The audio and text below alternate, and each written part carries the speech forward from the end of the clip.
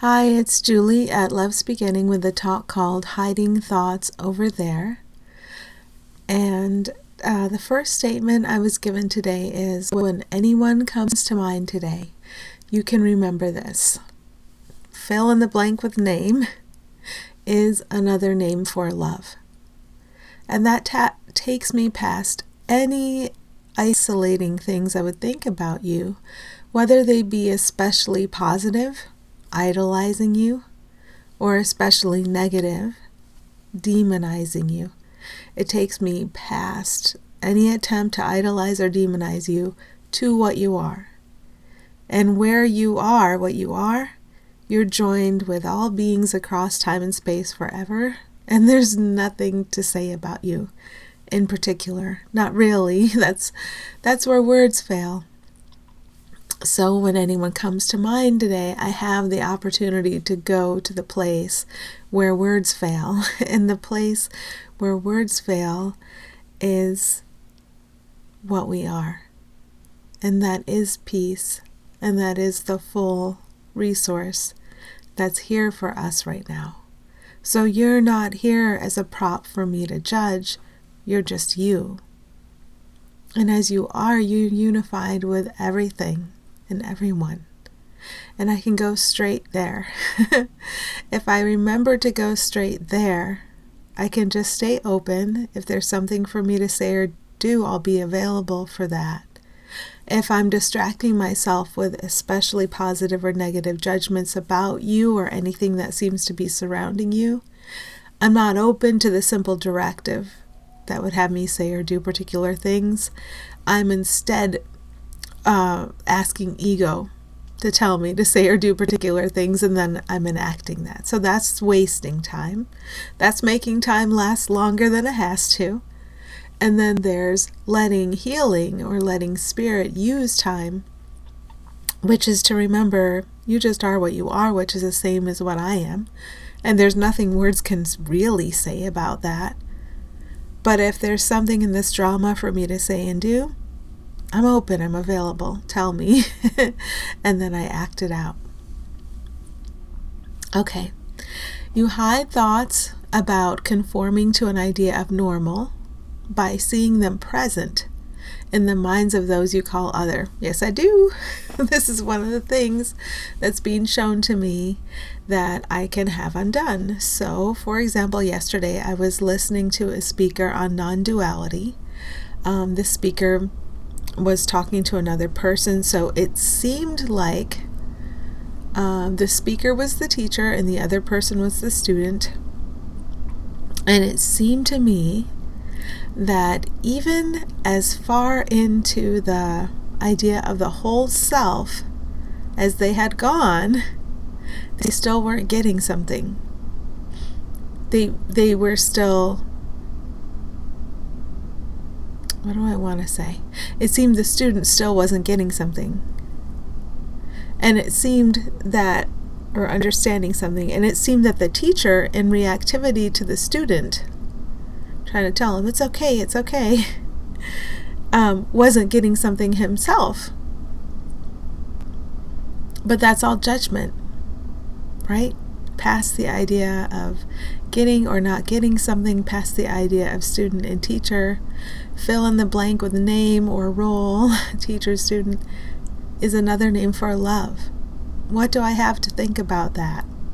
If ego's not going to send me idolizing or demonizing thoughts, what do I have to think about that? Well, right here is a space of vast openness. And what comes into that space to do? Sometimes nothing. For long periods of time, what seem like long periods of time to me in my current perspective, which keeps evolving, nothing. So sometimes there's nothing to do, and that's okay. And then in the clarity of allowing judgments from ego to surface and dissolve, then something becomes obvious.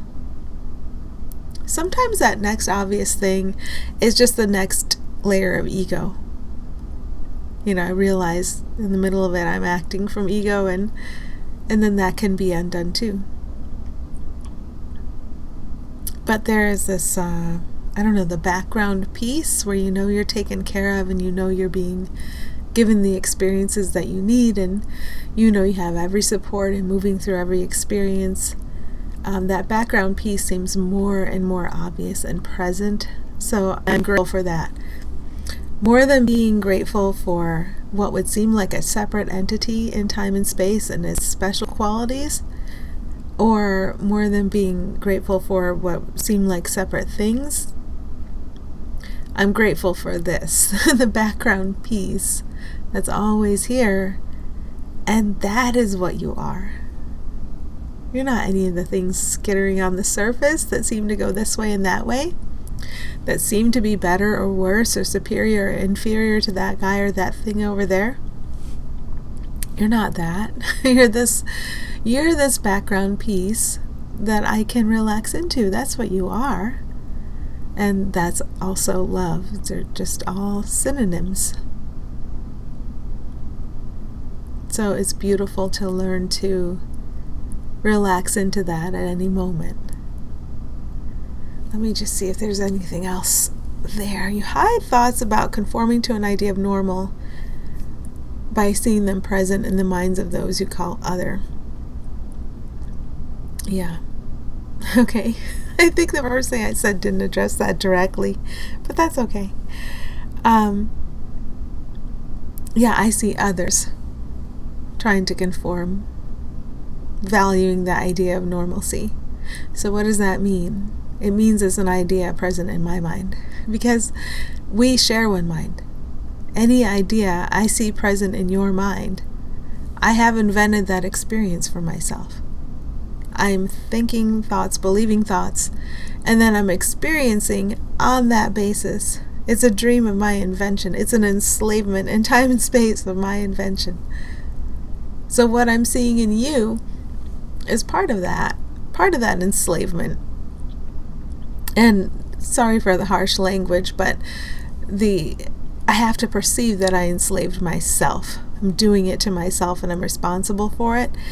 And then I can allow what I made to be used in the service of peace and release from the dream, transformation of the nightmare into the happy dream, all that stuff. But first I have to recognize that I have used thought to enslave myself in perception. And that is my perception. I have to own that first. And then I can allow the healing. So if I'm seeing a guy over there who seems to be very intent on the idea of appearing normal, right now I can turn right back around to what I perceive to be my own mind and see lots of thoughts based on this that I still believe. How do you think people should or shouldn't act in public, for example? To be convenient and easy for you. Yeah, that's all based on an idea of normalcy and security in the perceived normalcy. So yeah, the ideas I think I see in a special characters over there, and I think I'm more or less this than that character over there, that is always a lie. Always. So take an extreme example. That Nazi over there, well, guess what? There's a deep self-hatred in here. It's hatred of our shared and unified self. I keep trying to push it away, right? So any hate I'd see outside of me, it's over. It's here. It's here. I keep trying not to see our unified self. I keep trying to see separate selves, and that's hate. So no matter what I see out there, it's here. And I constantly see people out there not getting that. Why? Because I don't get it yet. I'm starting to let it in, but I don't quite get it yet, and that's okay. Today is a day for learning and unlearning. But I do want to stop the game of like, well, that guy over there is blah, blah. No, stop. Just stop. Stop now. Go in and get the healing. Okay. You can notice that you hide your thoughts about how violence is a useful and necessary thing in that war over there. This is not about blame. I don't wake up to the fact that I'm dreaming a world that has war and blame a separate self if I'm not a separate self. I wake up to the fact that I am a whole and unified self dreaming of separate selves. And if I'm going to go in separate self land and say those violent separate selves over there in another country are especially violent today, I've said no to healing, because I'm not separate from those selves. And violence is not who we could ever be. It's something we're dreaming. I'm dreaming. It's in my dream. And if I'm dreaming it, I think it's useful and necessary and helpful. So what could be more useful and necessary and helpful than by noticing those thoughts in my mind and letting them go? Anywhere I think I need a defense or I need to attack something in any way, I think violence is necessary and useful, but forceful action. And that's okay, because today is just for learning. Today's for learning and unlearning. I don't need any blame. I just need willingness to allow my perception to be transformed in alignment with what we all are together, to allow my perception to reflect back to me what we all are together. You can notice that you hide your thoughts about violence being separate and real and something that can get you in that armed conflict over there. Yeah. So if I say, oh, that is a violent person, guess what? I think the person is real and that's separate from me, and I think the violence is real. If I think the violence is real, I think it can come get me. I think it can get you. There are many components of this dream, and it's built on belief. And it's okay to find the thoughts. It is completely against ego's religion to question the idea of a threat being real. Who are you to say violence isn't real? Here's all the evidence of it. Well, if I'm dreaming a dream dedicated to proving that the separate concept called violence is real, of course I'm going to find direct evidence for violence in the dream I made up. Of course I will. And if I know that's all it is, there's something bigger and real I can drop into foundationally, and that can control the perception.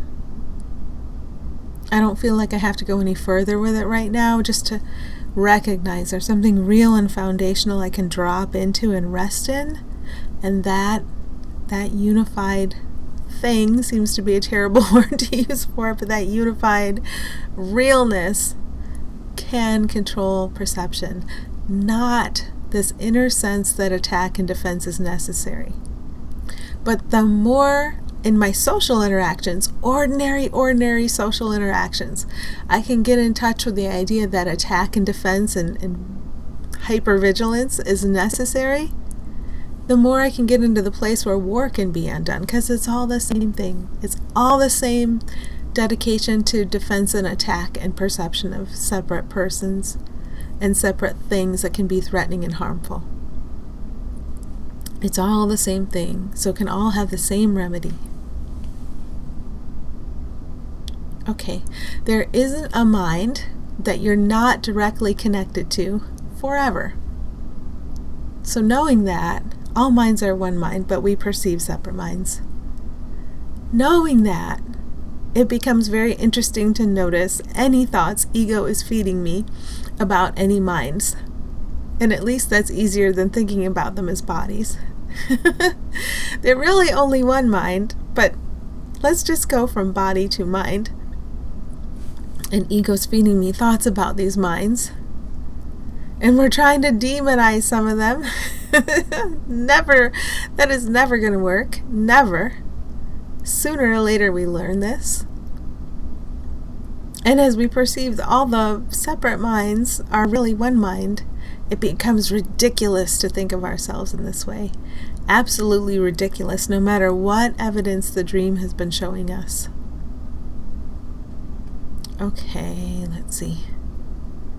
You might as well get cozy, because you're always with your eternal companions. So no matter who I seem to be with physically, anywhere, I'm with my eternal companions forever. Even if I seem to leave you physically, we can never get away from each other. We're stuck together forever.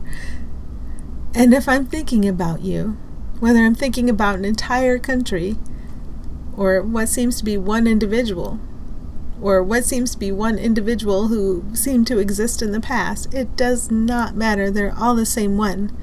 I'm always with my eternal companions, no matter what.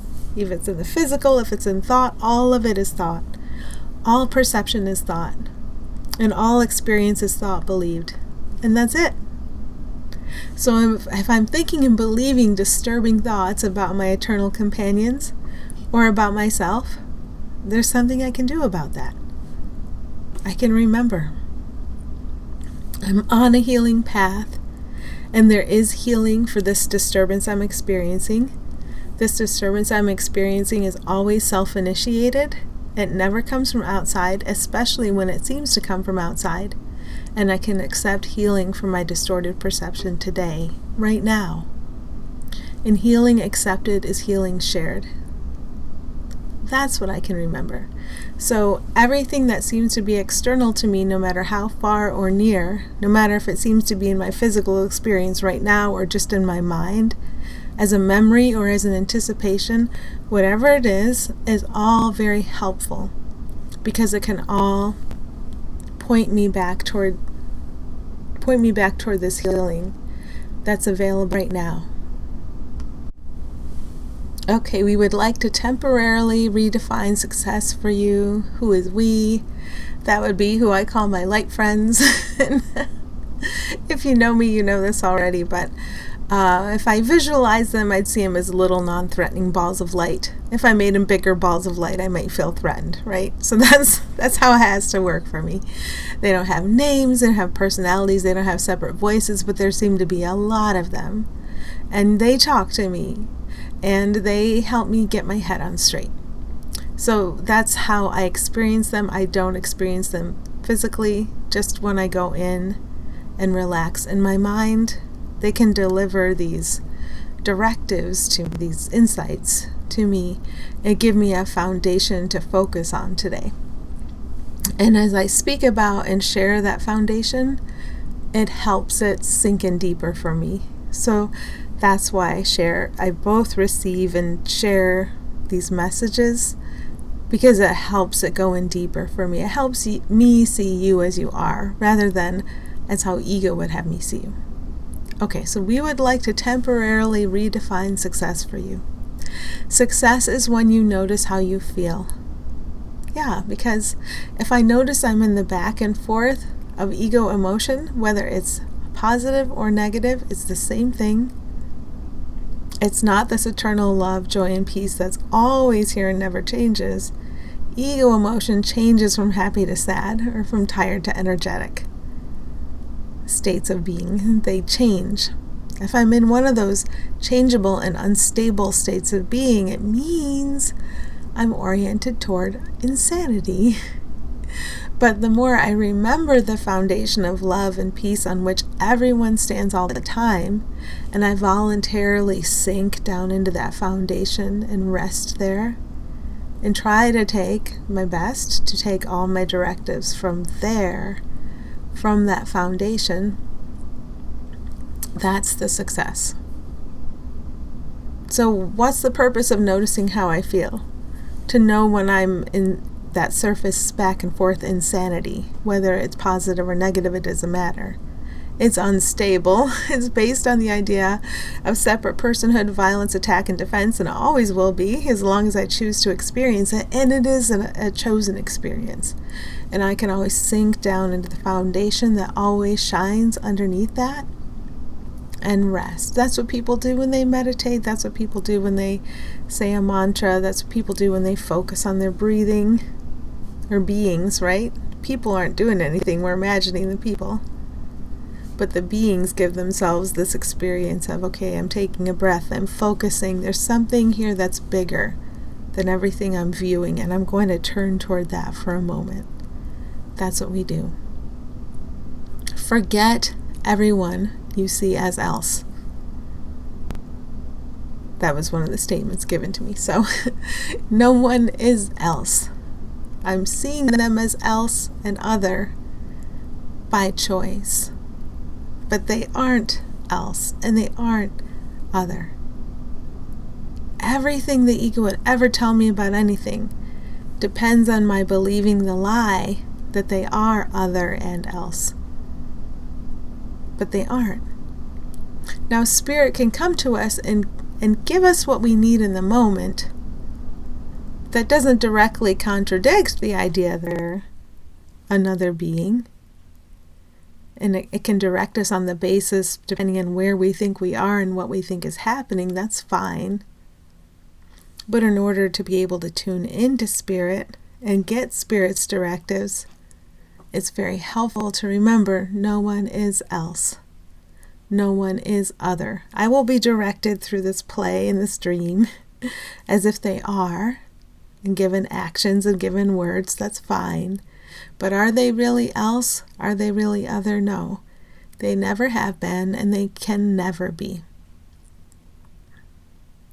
Forget all measures of success in space and time. That's a lot to forget, and it seems like a big relief to forget it. All that striving, all that struggling, forget all measures of success in space and time. Yeah, I would take that vacation. That sounds nice. I will say yes to that. Success is noticing how you feel right now. Because if you've noticed, you can get a yes or no to, am I in the insane back and forth? Yeah, you are. You might want to notice. So let's relax down into the love everyone is. No matter what role they're playing in the play or the dream, they're actually this one being with you. So let's go there. Okay. I think that's it. So I'm wishing you happy healing and a beautiful day.